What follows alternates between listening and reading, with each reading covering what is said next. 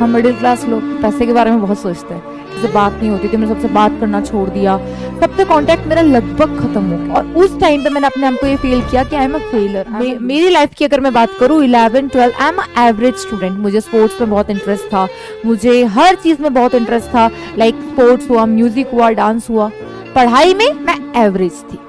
ठीक है, उसके बाद आफ्टर ट्वेल्थ क्या हुआ कि 12th का एग्जाम दिया, तब तक भी अपने आप को लेकर इतना सीरियस नहीं थी। मतलब ठीक है स्पोर्ट्स डांस, बट पेरेंट्स को था कि करियर इनका पढ़ाई में बनना चाहिए। ठीक है, उसके बाद क्या हुआ कि I am the only student of my class. मैं स्कूल की हेड गर्ल थी, केवी नंबर 2 कोटा से मैं पढ़ी हुई हूँ।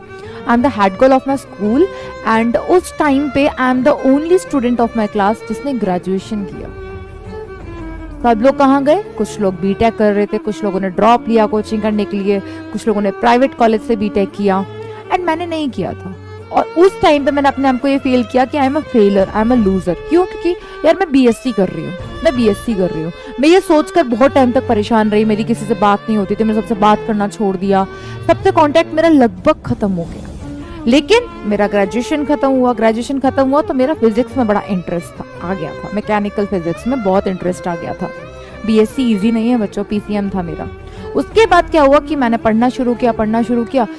बीएससी का एवरेज मेरा था बेटा 67.38%। जहां बच्चे पास भी नहीं हो पाते थे वहां एटलीस्ट मैं पास थी, और ये मेरा स्कोर था, परसेंटेज डायरेक्टली बता रही हूँ मैं।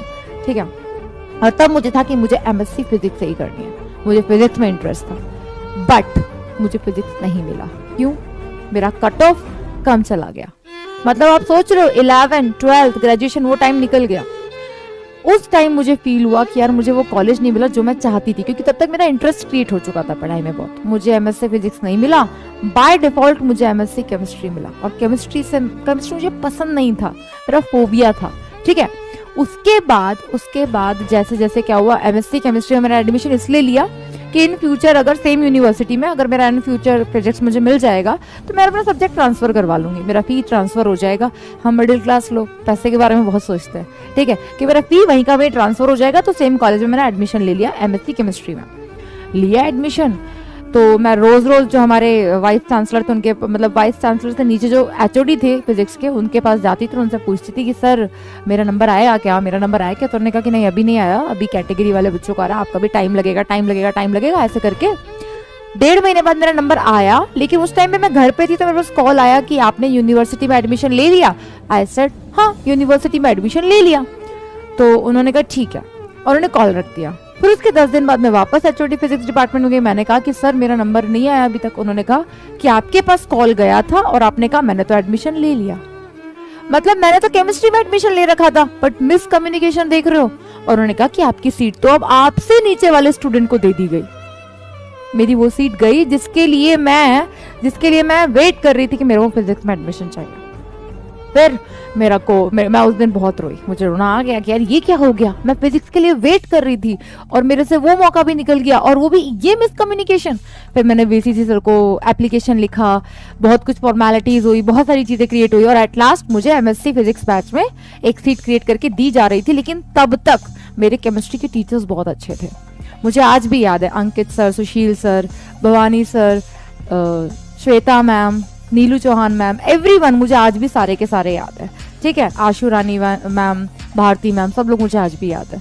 तो उन लोगों से मेरा बॉन्ड ऐसा बन गया था कि मुझे केमिस्ट्री में इंटरेस्ट क्रिएट होने। मेरा फर्स्ट सेमेस्टर का एग्जाम हुआ तो मैंने क्लास में 5th रैंक आया। ठीक है, उसके बाद मुझे लगा कि मैं केमिस्ट्री भी कर सकती हूँ। मैंने केमिस्ट्री को टाइम देना शुरू किया, मैंने पढ़ना शुरू किया। मैंने उस एमएससी की क्लास में 11 12 की एनसीईआरटी उठाई, मैंने अपना बेस क्लियर किया, मैंने बीएससी का बेस क्लियर किया। और उसके बाद मेरा फर्स्ट सेमेस्टर जब कंप्लीट हुआ, सेकंड सेमेस्टर जब कंप्लीट हुआ, तो मेरा सेकंड रैंक था मेरा पूरे सेमेस्टर में। ठीक है, अब सेकंड रैंक आया, और अगले साल ऑप्शन थे एनालिटिकल केमिस्ट्री या ऑर्गेनिक केमिस्ट्री, 2 ऑप्शन थे। ऑर्गेनिक के ओ से भी मैं डरती थी, organic is my phobia. Organic के ओ से भी मैं डरती थी, और उस टाइम पे स्कोप चल रहा था ऑर्गेनिक का। तो ऑप्शन क्या बचा कि I have to go with organic. मैंने वो ऑर्गेनिक लिया जिसमें हेटेरोसाइक्लिक केमिस्ट्री। फिर मैंने अपना ऑर्गेनिक का बेस क्लियर करना शुरू किया, लाइब्रेरी, टीचर, सबका हेल्प लिया, और मैंने सुबह से लेकर शाम तक पढ़ा, मेहनत किया। व्हाट आई ऑब्जर्व कि जो है उसमें अगर बेस्ट करो ना, you can achieve whatever you want to achieve. और उसी केमिस्ट्री में जो मैं चाहती नहीं थी लेना, उसी केमिस्ट्री में जो मेरा इंटरेस्ट ही नहीं था कभी, मैंने उसमें, हाँ, बच्चों को पता है मैंने गोल्ड मेडल अटेन किया, यूनिवर्सिटी टॉपर थी मैं। एंड जब वो आया ना न्यूज़पेपर में, तो मैंने पापा को कॉल किया, मैंने पापा को बताया कि पापा ऐसा ऐसा है और मैं यूनिवर्सिटी गोल्ड मेडलिस्ट हूँ। तो पापा मुझे कहते हैं, बेटा कंफर्म कर ले, तू ही है ना। किसी को भरोसा नहीं था, किसी को विश्वास नहीं था, क्योंकि डॉली तो यार स्पोर्ट्स में सुना है, डांस में सुना है, बट डॉली पढ़ाई भी इतनी अच्छी कर सकती है। तो जो मेरी वीकनेस थी केमिस्ट्री, जो मेरी वीकनेस थी ऑर्गेनिक, जो मेरी वीकनेस थी, मैंने उसी में गोल्ड मेडल अटेन किया, और जो किया उसको बेस्ट तरीके से किया। तो आप अगर ये सोचते हो ना कि यार मैं लेट हो गया, मेरा अगले साल ये वो, नहीं, जब जागो तभी सवेरा।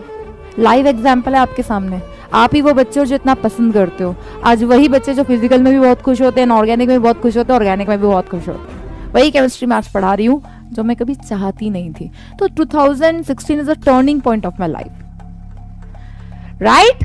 तो ये छोटी सी स्टोरी मैंने मेरी इसलिए बताई है कि यार, समुद्र में ताश का घर नहीं बनता, रोने से बिगड़ा मुकद्दर नहीं बनता, दुनिया को जीतने का हौसला रखो, एक हार से कोई फकीर और एक जीत से कोई सिकंदर नहीं बनता। समझ रहे हो?